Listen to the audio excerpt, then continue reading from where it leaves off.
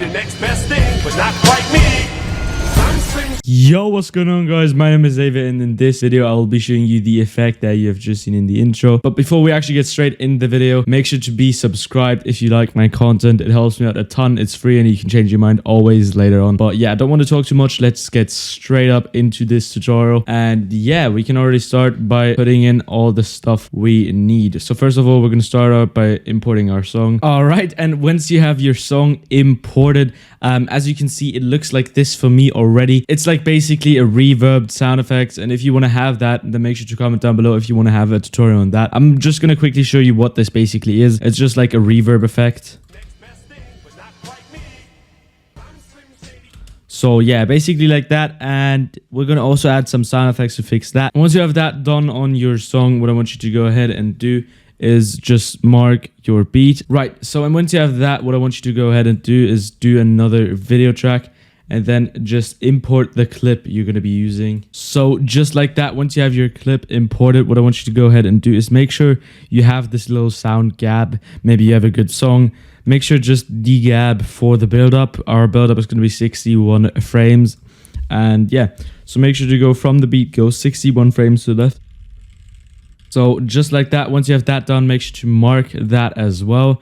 As you can see, this is just a little beat I mark. And yeah, from here, what I want you to go ahead and do is sync the clip. And to do that, what I want you to go ahead and do is go into the clip and just find the point where you have your pump being pulled out, just like that. Once you have that done, what I want you to go ahead and do is just split it there and then drag this on the marker, just like that, as you can see, and then just drag out the clip, and there you go. That is basically already the sync in done. So now you're gonna notice that it's not on the beat yet. To fix that, what we're gonna do is we're gonna press U on our keyboard to split the clip, just like that, and then drag this to the left, just like that, so it's like the song is fading out. Then right click, add velocity. So right click, insert, remove envelope, velocity. And then from here, go about 8 frames to the left. 1, 2, 3, 4, 5, 6, 7, 8. Add a point right there. Then add another point and drag it on the marker, just like that. Put that one to about 200. Then go 2 frames in. Put this one to 50. And there you go. Now we already have it a bit fixed. And from here, what we're going to do is we're going to right click this line, click slow fade. And then we're going to make sure we have this not too high. We want to put this to like maybe 150 is even enough. And then from here, we're going to go 1, 2, 3, 4, 5, 6, 7, 8, 9, 10 frames to the left, add a point there. And then add a point somewhere else, drag it onto the marker, and from here mess around until you see your pump shot. So if you want to have a really sharp velocity, make sure you put that on about like 400. And then right click and put it to slow fade. Then go 1, 2 frames in and put it to 50, and there you go. And there you go, that is already that fixed. We have the velocity already done. Then you can find your transition beat. Once you have that done, we can start by splitting these parts. And yeah, now we can already start doing our masking. To do that, pretty simple. What I want you to go ahead and do is add another video track. As you can see, this entire part here, you have to mask that. If you want to have an entire roto brushing tutorial in After Effects, then let me know down below in the comments. But I'm going to be linking a tutorial from me even where I showed how to mask roughly. But if you want a full tutorial on just the masking, then let me know in the comments. And I'm going to be going over every point on how to fix the masking. Once you have your masking rendered, what I want you to go ahead and do is get your masking in the track. So as you can see, this is my masking basically done. And as you can see here, it's just the skin being masked out, and I've done it in After Effects just because it's a lot easier and you don't have to worry about doing every frame. You right click that, put it on properties, media, and then put this to straight and okay. All right, and as soon as you have that done, as you can see, your mask will fully be applied. As I said, if you want a full tutorial on how to mask, as you can see, if I turn down the opacity, you will see that we have the skin masked out and everything works fine. If you want to have a tutorial on how to mask, like I said, just comment down below. And yeah, now we can already get straight into it. So we're going to start with our overlay. To do that, what I want you to go ahead and do is add 2 new video tracks and drag this to the top. So actually you just need 1 video track. Sorry, I forgot. All right, so as you can see, this is the overlay you're going to be downloading. I don't remember the guy where I have it from. I just found it online on YouTube, to be honest, but I don't remember where I have it from. I'm going to be linking it for you guys. I don't know where I have it from. It was like in a free pack or something. But yeah, you get that one, and you press U on your keyboard, delete the audio, just like that, and then just drag it on top. And we're just going to do some stuff to this overlay. Nothing too crazy. So first of all, we're going to put this on screen. Really important step. Once you have that done, we're going to go into here, into the masking options. Make sure you have this overlay a bit to the left because it might not be applied, just like that. And then go in the masking options. Okay, Alright, just like that. Then go into the masking options and go on to, not mask, go on to position. Just drag this into the first circle.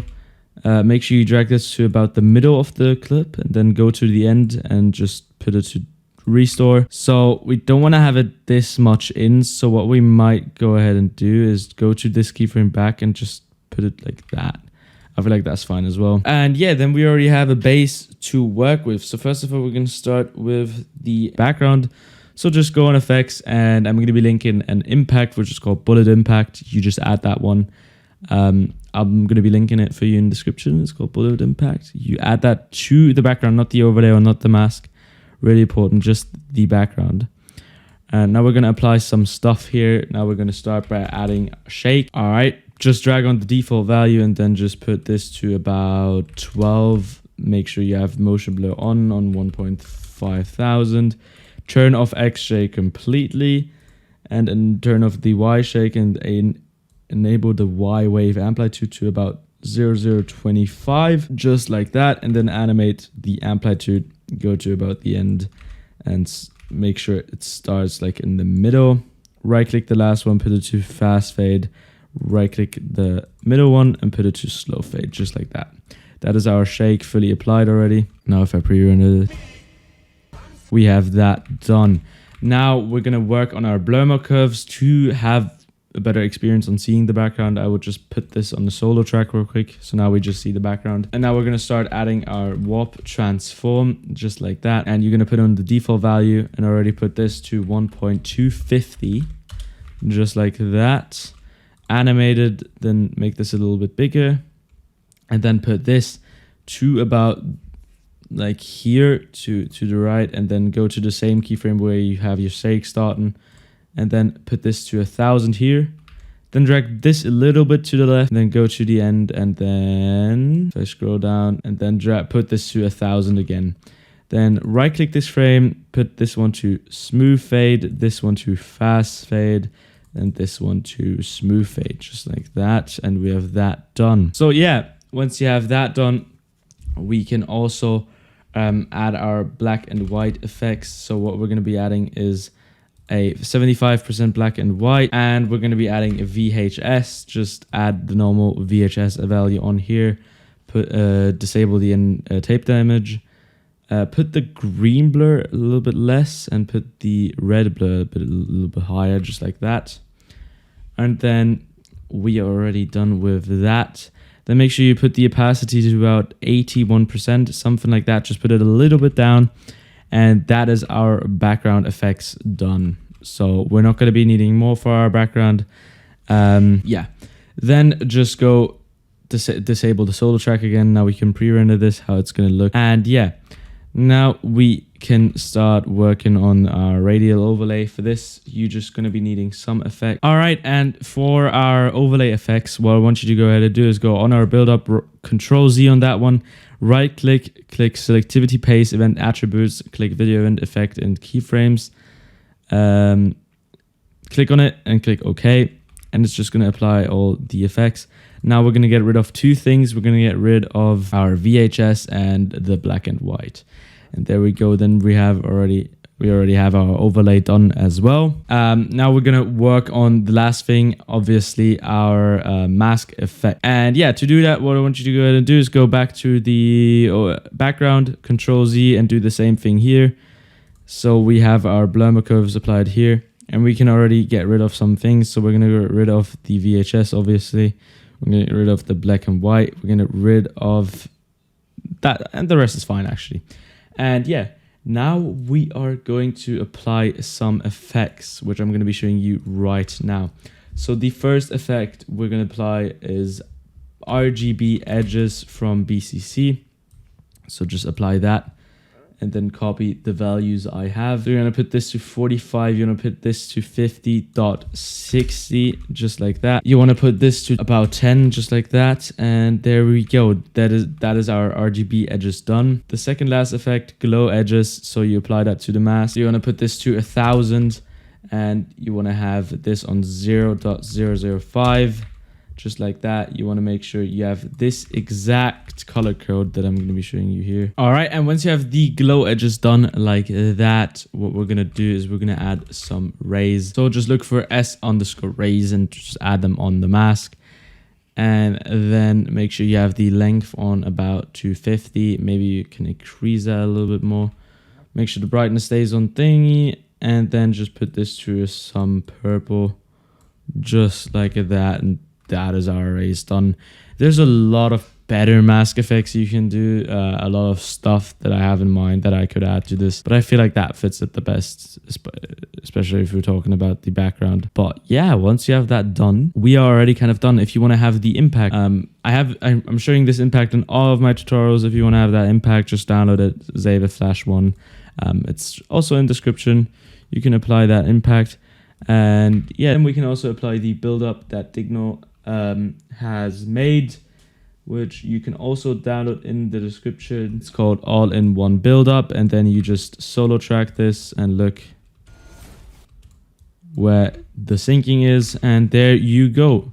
Then we have the entire effect basically already done. This is how to do this in effect. If you did learn something and you enjoyed it and you know how to do it now, make sure to be hitting that subscribe button and hit me up with new tutorials in the description. I see you in the next one. Have a good one. Peace out, boys.